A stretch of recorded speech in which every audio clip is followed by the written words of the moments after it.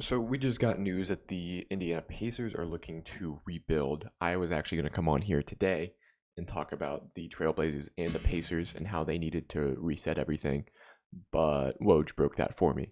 Also, the lighting here is going to be a little weird. I'm at home, not at college anymore, so I have to deal with it for like 2 weeks. But yeah, so the Pacers are going to completely rebuild, break up the system, which I thought they needed to do. So I'm going to talk about where I think the big pieces are going to move. Karis LeVert, Domantas Sabonis, and Miles Turner are the three names that Shams said were going to be looking to be moved. So where I think those three players can end up. Now I have no idea what the market's looking like for these guys.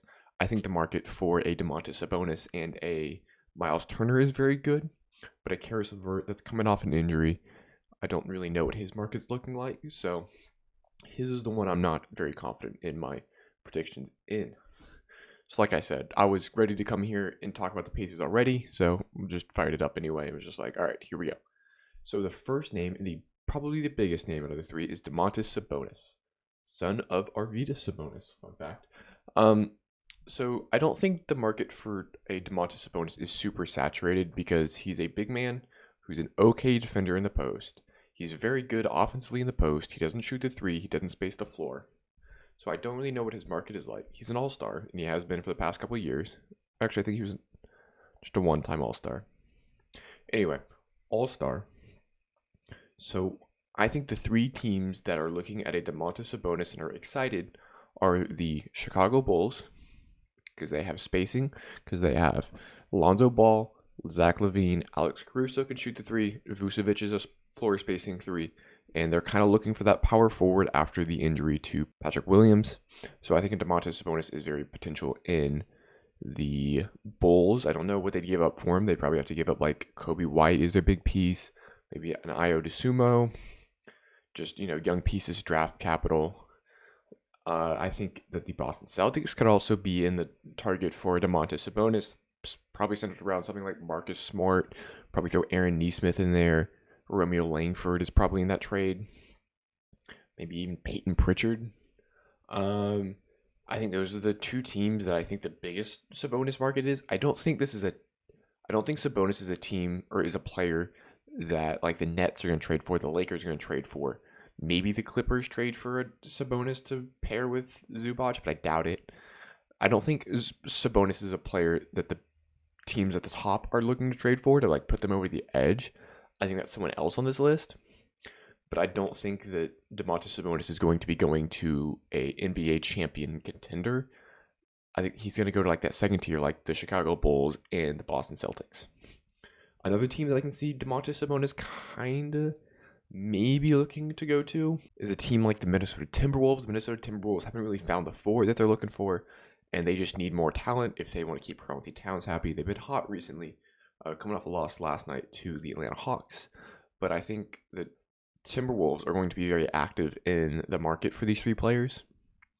I think the Trailblazers, oddly enough, need to make a move because, like I said, I was ready to come on here and say that the Trailblazers need to break it up, which I still think they do. And I don't think they are going to trade CJ McCollum for any of these three players.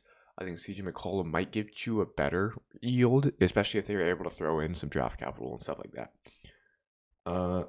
So yeah, for Domantas Sabonis, I see the Boston Celtics, the Chicago Bulls, and maybe, like I said, maybe the Trailblazers.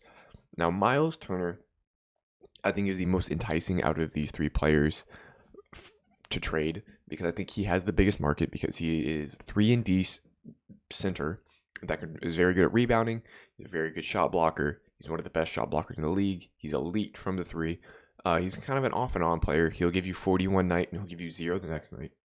So I think almost every single NBA team should be looking to trade for Miles Turner. Now, not every NBA team is going to trade for Miles Turner or be able to trade. Now, I think Miles Turner is a player that a lot of the upper echelon teams are going to be looking at to trade for to put them over the edge. I'm looking at like the Milwaukee Bucks. The Milwaukee Bucks would be a perfect place for Miles Turner. I don't know what they'd give up for him. The Dallas Mavericks would love a Miles Turner right now. The Brooklyn Nets. Brooklyn Nets have nothing to trade unless they're trading Kyrie, but I honestly don't think that's going to happen for a Miles Turner. But, he'd be perfect in the Brooklyn Nets system. You could say the Golden State Warriors. Now, what would the Golden State Warriors trade? They'd have to throw in like Moses Moody and probably James Wiseman. But they could be potential Miles Turner landing spot. I don't think the LA Lakers do anything in this. I've seen Lakers fans on Twitter saying that we need these players. I don't think you do. I don't think bringing in new pieces is going to be what helps you guys. I think what helps you guys is figuring it out with what you have right now and fixing the chemistry. The Minnesota Timberwolves, I said, are going to need to trade for somebody here. Miles Turner is not the answer here. Him and Cat are pretty similar players, but Cat is just the upper echelon. Miles Turner.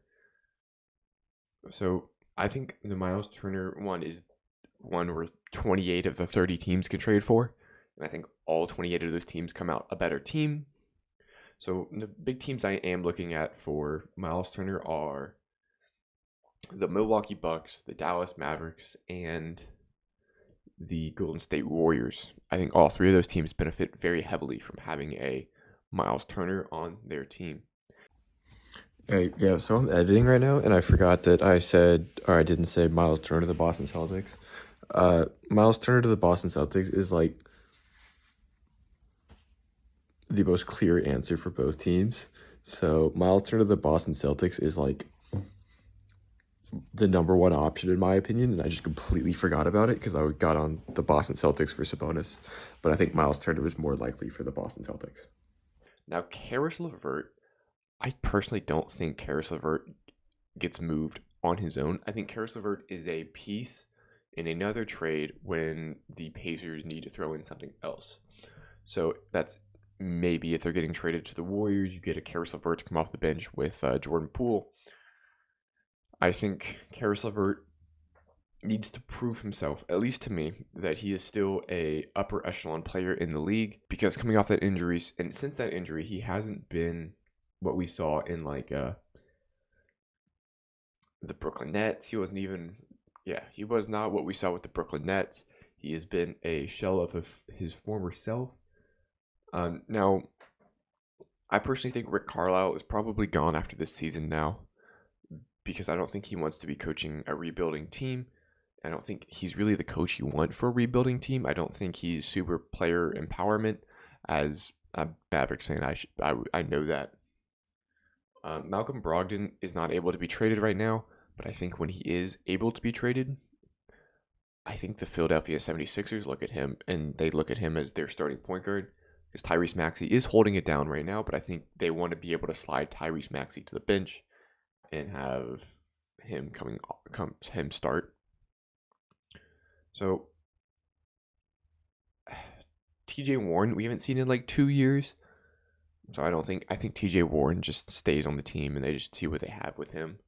Because if he is anything like he was in the bubble, then go with them. They got an all-star right there. I'm very surprised that the Indiana Pacers were able to do this early into the season, where they were like announcing that they are going to trade everybody. Indiana, as a small market team, they aren't going to be able to sign the big free agents, so they're going to have to be able to go through the draft and trade players. So I think this is where the Indiana Pacers really need to shine. For a little while, it was perceived that the Ben Simmons for Malcolm Brogdon deal is on the table. And it still might be, but they'd have to wait a little bit. I don't know how much the Indiana Pacers want to wait, because the earlier they start to rebuild, the more losses they rack up, the better the draft pick is. So I don't know if a Ben Simmons trade is really super realistic, because every team that's going to come out and start trading players, you're going to be looking at Ben Simmons to see if he gets traded, because he is the biggest name on the trade market that we know is on the trade market. So those are the teams and players that I think will get traded for the Pacers. Let me know what you guys think. Podcast coming out very soon. We're actually recording it a day ahead of time. So we will see you guys again tomorrow. Peace.